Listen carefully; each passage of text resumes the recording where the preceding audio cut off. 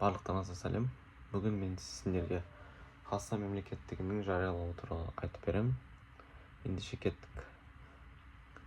Бүгінгі осы видеода біз тәуелсіз Қазақстанның қалыптасу кезеңдерінің экономикалық реформаларын, этнодемографиялық өзгерістерді және еліміздің халықаралық қатынастардағы белсенділігін жан-жақты қарастырамыз.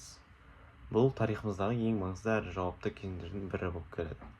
Себебі дәл осы жылдары қазақ мемлекеттілігі жаңа мазмұнмен қайта жаңғырды. Ұлттық жаңа серпіліп, жаңа дәуір басталған екен.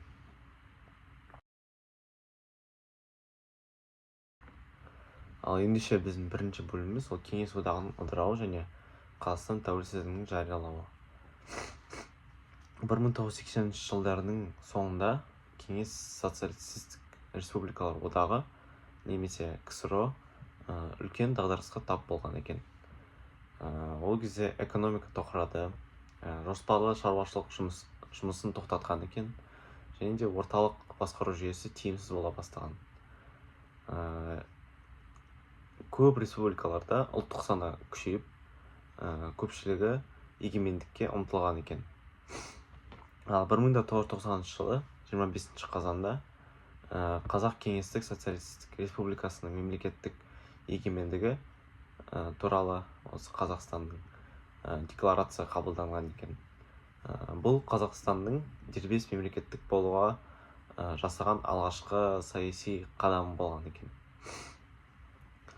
Дәл осыдан кейін елде демократиялық өзгерістер белсенді жүре бастаған. 1991 жылы 1 желтоқсанда Қазақстан тарихындағы тұңғыш жалпы халықтық президенттік сайлау өткен екен.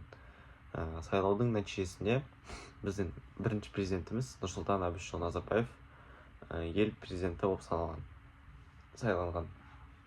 1991 жылы 16 желтоқсанда халқымыздың көптен күткен арманы орындалған күн болып келеді.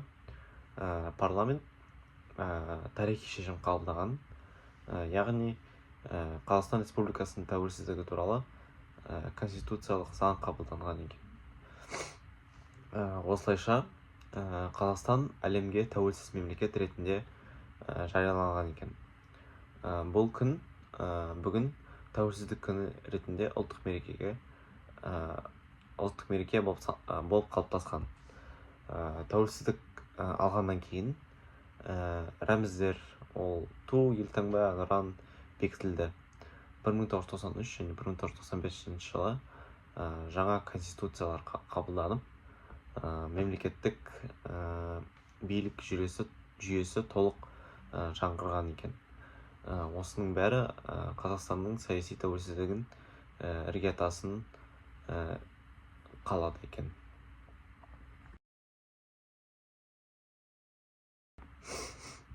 Біздің келесі бөліміміз ол нарықтық қатынастардың қалыптасуы және шетелдік инвестициялардың саясаты. Тәуелсіздік жылдары Қазақстан өте қиын экономикалық жағдайда қалған екен. КСРО-дан қалған кәсіпорындар тоқтауға жақын болған. Және де инфляция бірнеше 100%-ға жеткен екен. Халықтың тұрмыс деңгейі төмендеген. Осындай жағдайда мемлекет терең әрі батыл экономикалық реформалар жүргізуге мәжбүр болған екен. Бірінші нарықтық реформалар. Бірінші бағыт ол жекешелендіру, мемлекетке тиесілі зауыттар, және де фабрикалар, дүкендер сияқты, және де қызмет көрсету орындары кезең-кезеңмен жеке меншікке беріле бастаған екен. Бұл нарықтық экономиканың қалыптасуына жол ашқан екен. Екінші бағыт ол бағаны ырықтандыру. 1992 жылдан бастап көптеген тауарлар бағасын мемлекет емес, нарықтың өзі белгілей бастаған екен. Үшінші бағыт ол аграрлық реформа. Кеңестік кеңшарлар мен ұжымдар таратылып, жеке шаруа қожалықтар пайда болған екен. Төртінші бағыт ол қаржылық реформа. 1993 жылы 15 қарашада Қазақстан өзінің ұлттық валютасы теңгені айналымға енгізген екен. Бұл еліміздің экономикалық тәуелсіздігін толық қамтамасыз еткен. Қазақстан тәуелсіздіктің алғашқы жылдарынан бастап шетелдік инвесторларға ашық ел болған екен. Шетелдік инвестиция ол басқа ел компаниялардың біздің елдің экономикасына қаржы салуы. Қазақстан табиғи ресурстарға бай болғандықтан, әсіресе ол мұнай, газ, металлургия, тау-кен өндірісі салаларында ірі халықаралық компаниялар жұмыс істей бастаған екен. Мысалы, теңіз кен орны. Бұл жақта америкалық Chevron компаниясымен серіктестік. Қарашығанақ ол европалық компаниялардың қатысуымен. Қашаған ол әлемдегі ең ірі мұнай жобаларының бірі болып келеді. Шетелдік капитал ол елге жаңа экономика, жаңа жұмыс орындарын алып келген екен. Біздің экономикамыз ол жылдам өсе бастаған. Ал 2000 жылдары Қазақстан орталық Азиядағы экономикалық көшбасшыға айналған екен. Біздің келесі бөліміміз ол этнодемографиялық жағдай және де қандастардың елге оралуы. Тәуелсіздіктің алғашқы жылдары Қазақстанның демографиялық құрамында да үлкен өзгерістер болған екен. 90 жылдардың басында көптеген ұлт өкілдері өздерінің отандарына көшіп кете бастаған. Сонымен бірге елдің ішіндегі табиғи өсім көтерілген. Қазақ халқының саны жыл сайын өсе бастаған. 1991 жылдан бастап Қазақстан шетелдерде тұратын этникалық қазақтарды тарихи отандарына қайтару бағдарламасын іске қосты. Мысалы, олар Моңғолиядан, Қытайдан, Өзбекстаннан, Түркиядан, Ираннан, Ресейден деген сияқты және де басқа елдерден келген екен.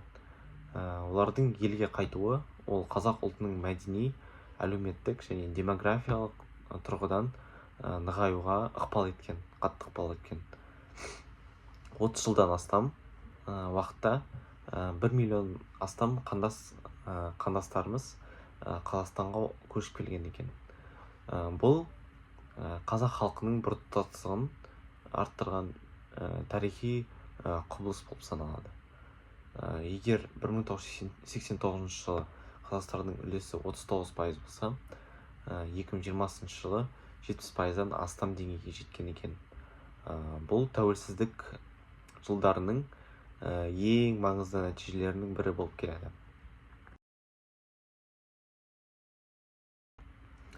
Келесі біздің соңғы бөліміміз ол Қазақстанның сыртқы саясаттағы белсенділігі. Тәуелсіздіктің алғашқы күндерінен бастап біздің Қазақстан еліміз халықаралық қатынастарда көп векторлы саясатты таңдаған екен. Бұл бір елге ғана сүйенбей, бірнеше ірі мемлекетпен тең және де достық қарым-қатынас орнату деген сөз болып саналады. Қазақстан сыртқы саясатта тұрақтылық, бейбітшілік және ынтымақтастық қағидаларын ұстанған екен. Халықаралық ұйымдардағы рөлі біздің Қазақстанның. Біздің еліміз көптеген беделді халықаралық ұйымдарға мүше болды және де олардың жұмысына белсенді қатысқан. Мысалы, Европадағы қауіпсіздік және ынтымақтастық ұйымы 2010 жылы Қазақстан осы ұйымға төрағалық етті. Бұл тмд елдердегі ішіндегі бірінші оқиға болып келеді. Келесі ол ұжымдық қауіпсіздік шартты ұйымы. Ол біздің еліміз аймақтық қауіпсіздік жүйесіне қатысқан. Келесі тәуелсіз мемлекеттер достығы, яғни ТМД. Бұрынғы кеңес елдері арасындағы ынтымақтастықты сақтап келеді. Келесі ол Шанхай ынтымақтастық ұйымы. Қытай, Ресей, Үндістан сияқты ірі елдермен бірлескен аймақтық ұйым. Келесі ол Біріккен ұлттар ұйымы. 2017-18 жылдары Қазақстан БОО қауіпсіздік кеңесінің тұрақты емес мүшесі болды. Келесі ол ядролық қарусыздану. Қазақстан әлемге бейбіт ел ретінде танылғанның басты себебі ол біздің ел ядролық қарудан өз еркімен бас тартқан екен. 1991 жылы Семей ядролық полигоны жабылған. Қазақстан әлемдегі 4-ші ядролық арсеналды толық жойған екен. Бұл әлемдік қауымдастықтың жоғары бағасына ие болған тарихи шешім болып келеді. Келесі бітімгершілік бастамалары. Қазақстан халықаралық қақтығыстарды реттеуге белсенді атсалысқан екен. Мысалы, әлемдік және дәстүрлі діндер лидерінің съезі, Сирия мәселесі бойынша Астана келіссөздер алаңы, орталық Азия мемлекеттері арасындағы ынтымақтастықты нығайту бастамалары.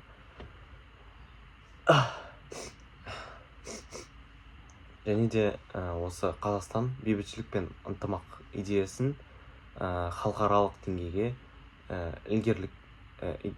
ілгерілеткен мемлекетке айналған екен. Қорыта айтқанда, тәуелсіздік жылдары Қазақстан мемлекеттілігін жаңғырып, заманауи басқару жүйесін қалыптастырған екен.